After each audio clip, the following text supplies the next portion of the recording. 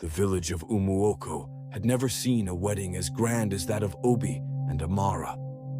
The festivities stretched for days, with elders blessing the union and drummers shaking the earth with their beats. Obi, a proud and wealthy trader, had waited years to marry the love of his life. But beneath his confident smile lay a hidden worry, his performance on the wedding night.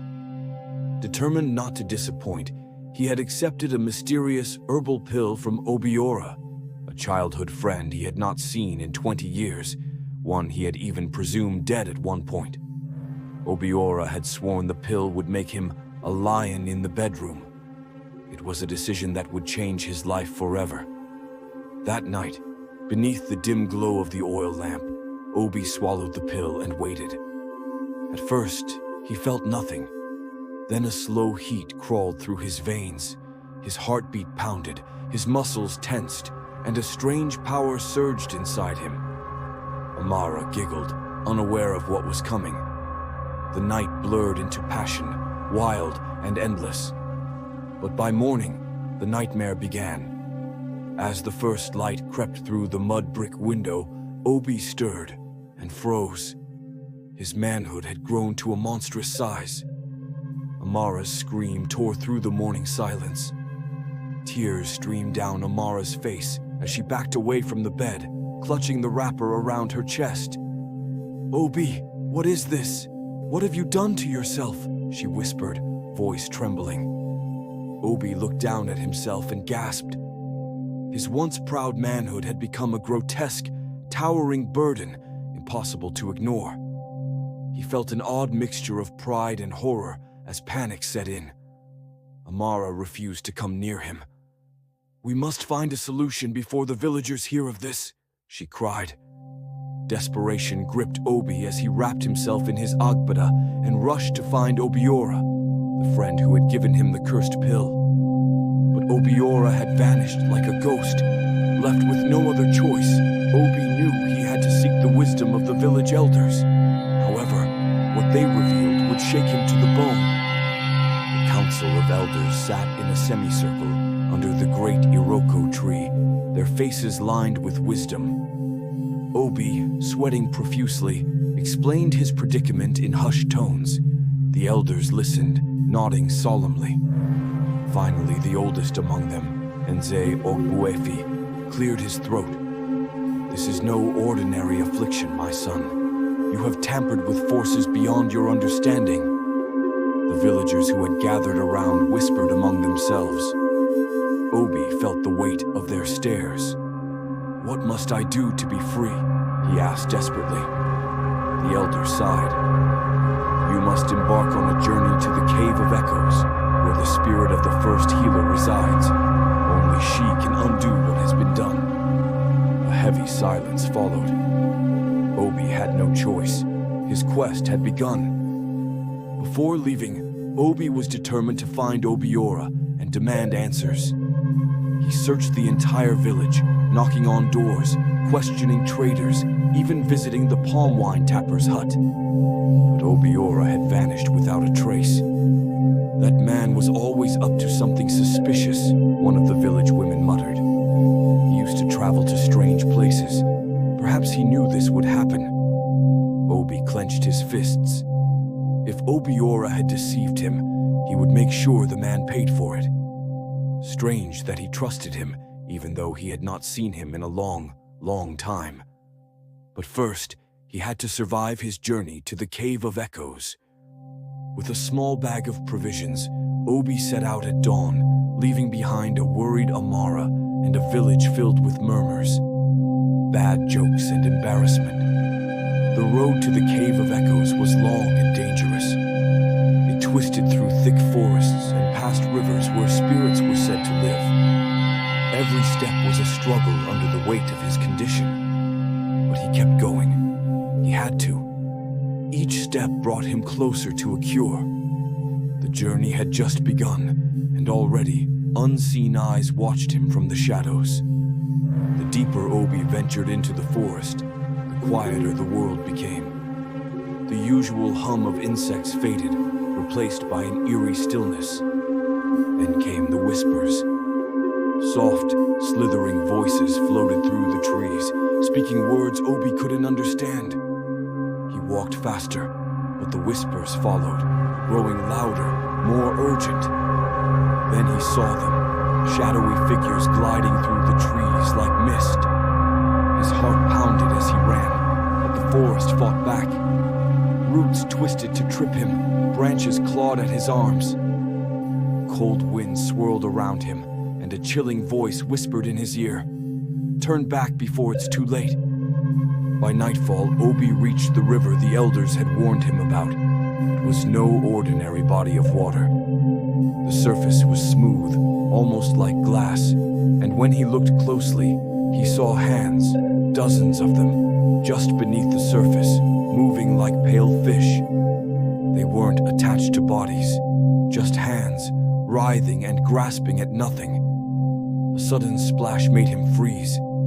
Something had emerged from the river, a woman, or at least the shape of one. Her skin was too smooth, too reflective, as though she was made of water herself. She smiled at Obi, and as she did, her mouth stretched too wide, revealing teeth that were too sharp. "Come," she whispered, extending a hand. "Let me take your burden." Obi had no time to think. He turned and ran, his feet pounding against the earth. Behind him, the spirit shrieked, the river roaring to life. The trees swayed as if the very forest was angry with him. Branches snapped, shadows lunged, but Obi kept running. Then he tripped. He hit the ground hard, pain jolting up his arm. As he struggled to rise, he saw something ahead, light, a break in the trees. Summoning all his strength, he pushed himself forward and stumbled out of the cursed woods, falling onto solid ground. The whispers ceased. The air was still once more. Breathless, he looked back. The river was gone, as if it had never been there. He had escaped, but his journey was far from over. Obi staggered through the underbrush, his legs trembling beneath the unbearable strain. His Igbada was useless now. No cloth could conceal what had become of him. The sheer size of his affliction made walking a torturous feat, forcing him to use his staff for support. Every step was agony, but he had no choice. His mind drifted back to Amara, his beautiful wife. Their wedding night had been meant to be a celebration of love, a night of passion that would mark the beginning of their life together. Now she was alone, likely confused and frightened. Had she already given up on him? Did she think he had abandoned her? The thought of her tears gnawed at his heart, but there was no turning back, not until he was cured. He clenched his jaw and kept moving. Just as exhaustion threatened to pull him to the ground, he saw a hut nestled among the trees. Smoke curled lazily from its thatched roof, and a faint light flickered inside.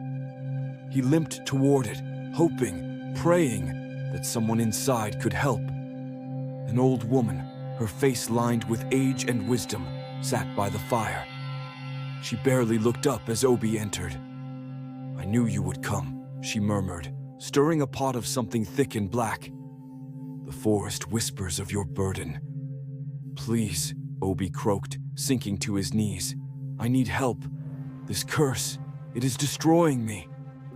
The woman finally met his gaze, her eyes gleaming like polished stones. "You seek the cave of echoes, but be warned. What awaits you there may be worse than your affliction." Obi swallowed hard, but he had already made his choice. There was no turning back now. Obi hesitated as the old woman poured a thick, dark liquid into a wooden bowl. The bitter scent curled into his nostrils, making him nauseous. "Drink," she commanded. "Only then will you see what lies ahead." He lifted the bowl with trembling hands and took a sip. A wave of dizziness crashed over him, and the world blurred. Shadows twisted into grotesque shapes, the fire flickered with unnatural colors, and a voice, not the old woman's, whispered in his ear, "Your suffering is only beginning." Pain ripped through his body. His manhood surged again, heavier, longer.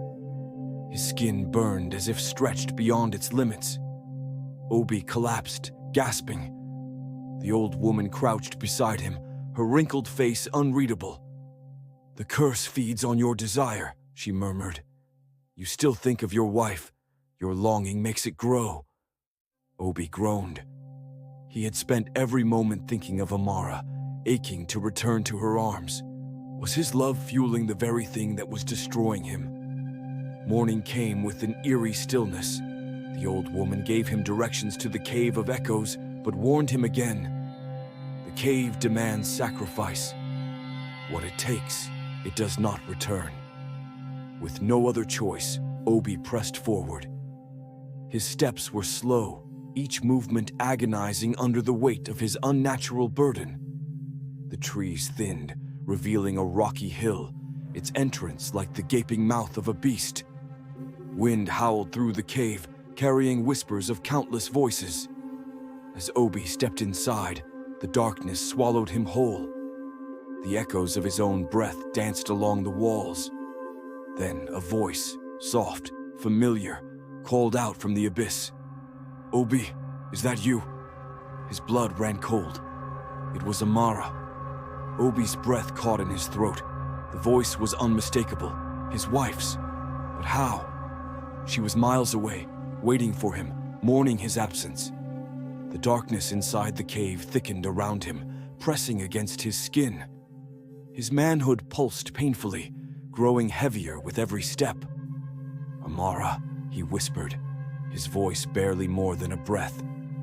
The echoes twisted his name back at him, stretching it unnaturally. Then, from the depths of the cave, she emerged. Amara. Dressed in the same white wrapper she had worn on their wedding night, her face cast in an eerie glow. But something was wrong. Her eyes, they were too dark, pools of ink that swallowed the light. "You left me, Obi," she said, stepping closer. "Why did you abandon me?" His heart pounded. This wasn't real. It couldn't be. Obi tried to step back, but his burden made it difficult. His body ached under the weight, his mind spinning with confusion. "I didn't abandon you," he croaked. "I'm trying to fix this. For us." Amara smiled, but there was no warmth in it. "Let me ease your pain, my lo." She reached out, her fingers grazing his arm. Her touch was ice cold. He trembled. Every part of him wanted to run, but he couldn't move. His feet felt stuck to the cave floor. The curse weighed heavily on him, and his love for Amara blurred his thinking. If this was a trick, it was a cruel one. "Come closer, Obi," she whispered. "Let me take away your suffering." His breath shuddered. He had come seeking a cure, but what if the cave had other plans? Obi's hands shook as Amara moved closer, her ghostly presence filling the space between them. He wanted to believe it was really her, that she had somehow found him. But deep inside, he felt something was wrong. Her fingers traced his cheek, unnaturally cold. "Let me help you, my love," she cooed. "Let me take it away." His burden throbbed in protest, stretching even further, a grotesque reminder of his curse. Sweat dripped down his brow as he struggled to think clearly. Then he noticed it. Her feet. They didn't touch the ground. She was hovering, her white wrapper fluttering unnaturally in the cave's stale air. Obi gasped and stumbled backward. "You're not Amara." The illusion shattered. Amara's face twisted, her eyes becoming deep, black voids. Her jaw snapped open with a chilling crack, revealing a mouth filled with writhing, snake-like tongues. She let out a piercing screech and lunged at him, her fingers stretching into sharp claws. Obi turned and ran deeper into the cave, his burden swaying painfully with every step. The echoing screeches followed him, bouncing off the cavern walls. His breath was ragged, his legs weak. The weight of his curse made every movement agonizing. Then the ground gave way beneath him. He tumbled down a jagged slope, his body slamming against stone. Pain exploded in his ribs, but he had no time to recover. He landed in a shallow pool of water, its surface glowing with an eerie blue light. Above him, the demon bride loomed at the edge of the drop, her screeches now guttural growls. She couldn't reach him here. Not yet. The water pulsed beneath him. A new voice slithered through the cave. "You have come far, cursed one. Are you ready to pay the price?" Obi struggled to his feet, his body aching from the fall. The glowing water rippled, its light casting eerie shadows along the cavern walls. The voice that had spoken was neither harsh nor kind, but ancient, filled with knowing. Who are you?" Obi stammered, his chest rising and falling rapidly. A figure emerged from the glowing pool, a tall, emaciated man with hollow eyes and skin like dried clay.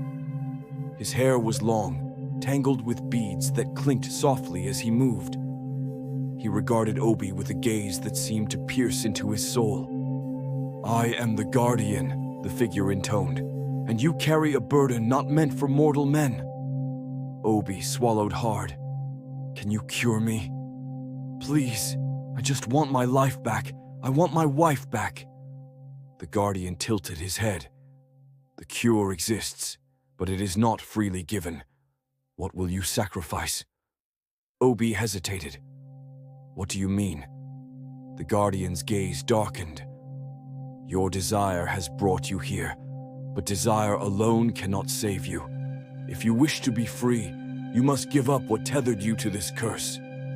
Obi's mind raced. His burden throbbed painfully, growing heavier still.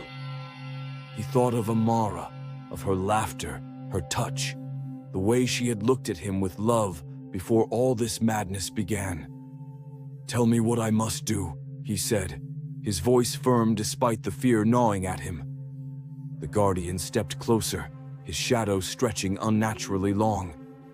"You must sever the root of the curse, the one thing that fuels it, your longing. You must let her go." Obi's heart clenched. "No, that can't be the only way." The Guardian merely stared. "Choose quickly. The demon bride will not wait forever." Obi turned toward the cavern's entrance. The echoes of Amara's voice, twisted, hungry, were growing louder. His time was running out. Obi's breath came in ragged gasps as he struggled to process the Guardian's words. Give up Amara? The very thought sent a cold spear of agony through his chest. How could he erase the love that had led him here in the first place? But before he could speak, the shadows in the cave thickened. A low, guttural whisper slithered through the darkness, curling around him like a serpent. "He lies," the voice crooned. "There is another way." Obi stiffened. The Guardian remained motionless, watching. The voice grew clearer, more seductive. "Come to me, beloved. I can give you everything you desire, and more." His pulse pounded. The demon bride was close, too close. Obi turned to the Guardian. "Tell me another way. There must be something else I can do." The Guardian's gaze remained unreadable. "You are already bound, Obi. To undo one bond, you must forge another. You must choose who will own your soul." The glowing pool flickered, and for a brief moment, Obi saw something moving beneath its surface. Twisted, gnarled hands reaching up as if waiting for him to fall in. The whispers from the shadows grew more urgent. "Amara waits for you. Do not abandon her." Obi clenched his fists. His curse pulsed, unbearable now, the weight of his grotesque affliction threatening to bring him to his knees. He had to decide. Fast. "I need more time," Obi pleaded. But the Guardian shook his head. "Time is an illusion here. Choose, or the cave will choose for you." The air grew colder, the shadows thickened. And then, Amara stepped forward. But this time it was really her. Or was it? Her voice was soft, trembling. "Obi, my love, please, come home." Obi's heart nearly burst. But something was wrong. Her feet, She was standing on the ground, unlike the phantom before, unlike the demon. The guardian turned to him one last time. "Your answer is before you, but be warned, not all is as it seems." Obi reached for Amara, and at that moment, everything shattered. Obi barely had time to react before the surrounding cave started to change. Amara's body melted like wax, twisting into something terrifying. Her hands grew longer, sharp claws appearing at her fingertips. Her face stretched, splitting into a wide, monstrous grin. "You were always mine, Obi," the creature whispered before lunging at him. Pain shot through his body as he stumbled back, just missing her claws. His curse grew heavier, making it harder to move, harder to think. He had been fooled again. The guardian remained motionless, watching in eerie silence as the cave walls trembled with dark energy. "Help me!" Obi screamed. The guardian's voice echoed through the cavern.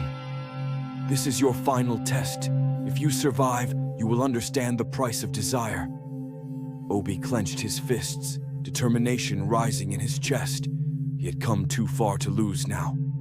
The demon lunged again, swiping at Obi with jagged claws. He ducked, rolling to the side, but the movement sent a fresh wave of pain through his cursed body. His manhood had grown to an unbearable size, making even the simplest action a struggle. But he had to fight. His hands grasped for anything, a rock, a weapon, his fingers closing around a jagged piece of bone. He swung wildly, slashing the creature across its face. It screeched, recoiling, its flesh sizzling where the bone had struck. Obi's eyes widened. Whatever this bone was, it could hurt the demon. The demon circled him, its black eyes narrowing with fury. "You think you can fight me, Obi? You are already mine." He ignored the taunt, focusing on his breathing, on the burning pain in his limbs. The curse was trying to drag him down, to make him weak. But he had one chance left. The creature lunged again, and this time, Obi didn't dodge. Instead, he drove the bone straight into its chest. A deafening scream filled the cavern as the demon convulsed, dark energy exploding from its body. Obi was thrown backward, his vision blurring. For a moment, everything was silent. Then the cave began to collapse. Obi forced himself to his feet, ignoring the stabbing pain in his muscles. Rocks tumbled from the ceiling, the cavern shaking violently. The guardian's voice rang out one final time. "Run, cursed one. Your fate is not sealed yet." He didn't need to be told twice. He turned and ran, his monstrous burden dragging behind him. Every step was agony, but he pushed forward, refusing to let himself be buried alive. The exit was near. He could see the faint light of the outside world. But just as he reached it, something cold wrapped around his ankle. He screamed as he was pulled back into the darkness. Obi clawed at the ground, his fingers scraping against stone. The demon, half melted, barely clinging to life, was holding him back. Its face was a grotesque mix of rage and desperation. "You cannot leave me!" it shrieked. Obi kicked, struggling to break free, but his cursed body was failing him. He was too weak. Then he remembered the guardian's words. "To undo one bond, you must forge another." Obi made his choice. He reached down, grasping the demon's clawed hand, and pulled it toward him.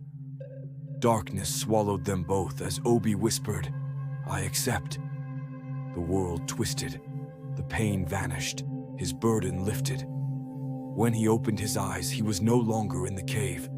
He was standing outside, the morning sun warming his skin. But something was different. Something was wrong.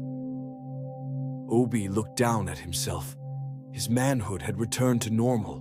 The weight, the pain, it was gone. But the moment he exhaled in relief, a voice whispered in his mind, "You are mine now, Obi, forever." His blood ran cold. To be continued.